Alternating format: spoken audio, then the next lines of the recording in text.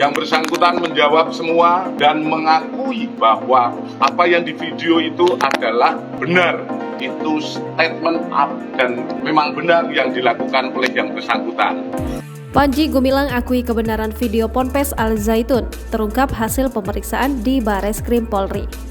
Direktur Tindak Pidana Umum Bareskrim Polri, Brigjen Juhandani Raharjo Puro mengungkapkan, hasil pemeriksaan yang dilakukan penyidik terhadap pimpinan Pondok Pesantren Al Zaitun, Panji Gumilang, salah satunya terkait video beredar mengenai pondok pesantren pimpinannya.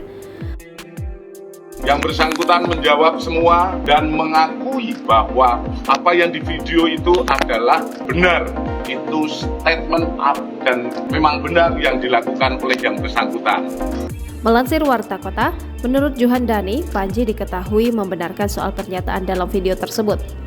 Juhandani saat ditemui di Bareskrim Mabes Polri Jakarta, Senin 3 Juli 2023 malam, mengungkapkan jika Panji Gumilang menjawab semua dan mengakui bahwa apa yang di video itu adalah benar, itu statement dan memang benar yang dilakukan oleh yang bersangkutan. Meski begitu, Juhandani masih belum mau membeberkan video yang dimaksudkannya tersebut. Sebab hal itu masih akan didalami dalam proses penyidikan kasus dugaan penistaan agama yang diduga dilakukan Panji Gumilang. Selepas pemeriksaan Panji, polisi kini menaikkan kasusnya ke tahap penyidikan. Lanjut Juhandani, setidaknya ada 26 pertanyaan yang ditanyakan ke pimpinan di salah satu ponpes di Indramayu, Jawa Barat itu.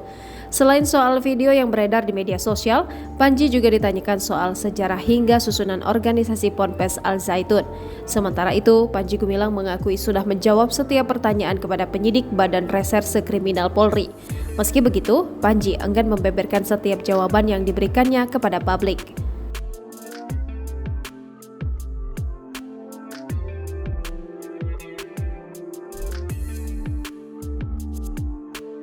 Yang bersangkutan menjawab semua dan mengakui bahwa apa yang di video itu adalah benar. Itu statement up dan memang benar yang dilakukan oleh yang bersangkutan.